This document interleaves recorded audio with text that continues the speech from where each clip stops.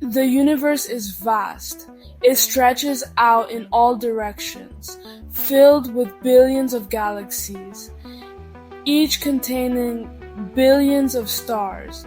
It is a humbling thought, this concept of infinity. Can our minds truly grasp something that has no end, no boundary? What would it mean for the universe to be infinite? The idea of an infinite universe is not new. Centuries ago, thinkers like Thomas Digges and Giordano Bruno dared to challenge the prevailing view of a finite cosmos. They imagined a universe filled with countless stars, extending infinitely in all directions. Their ideas were met with resistance, but they planted the seeds for our modern cosmological understanding.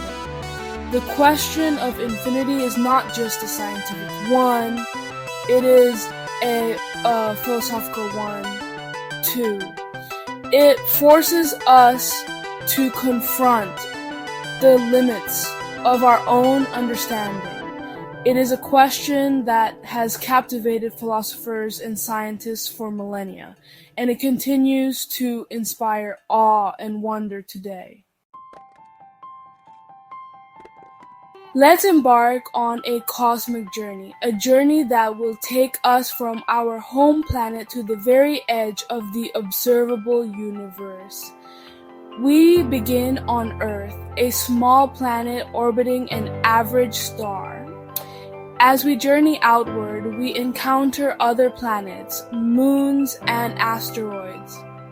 These are our neighbors in the vast cosmic expanse.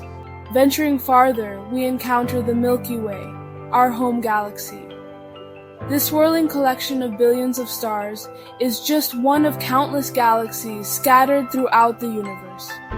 Each galaxy is a cosmic island, home to its own unique collection of stars, planets, and nebulae.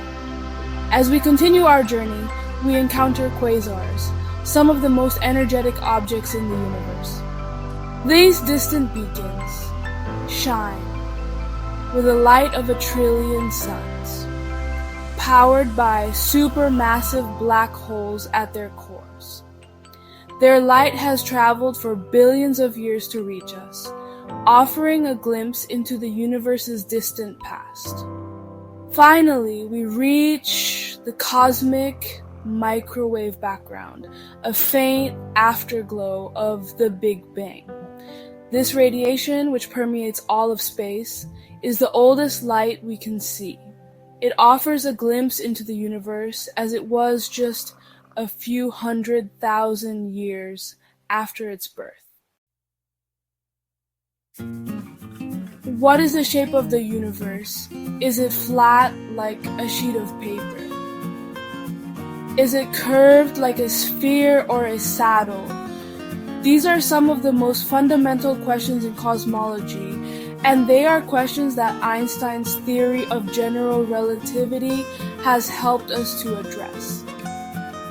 Einstein's theory tells us that gravity is not a force in the traditional sense, but rather a curvature of space-time. This curvature is caused by the presence of mass and energy.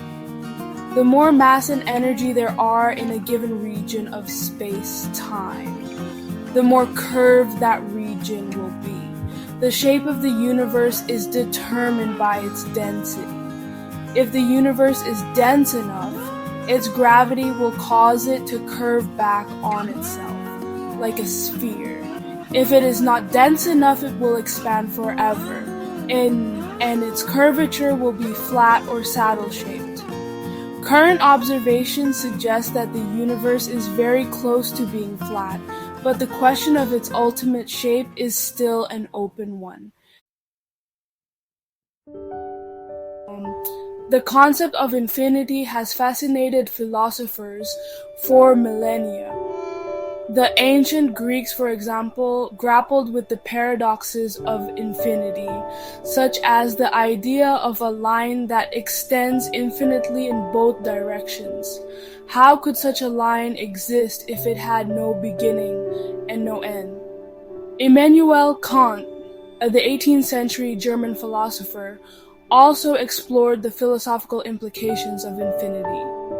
Kant argued that we cannot know the universe as it truly is, only as it appears to us.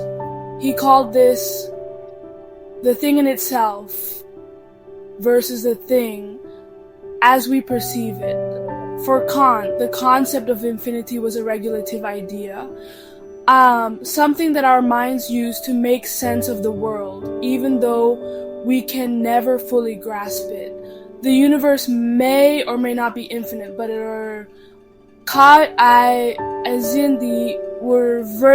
the very idea of infinity challenges us to think beyond the limits of our own perception. It reminds us that there is always more to discover, more to learn, and more to wonder about.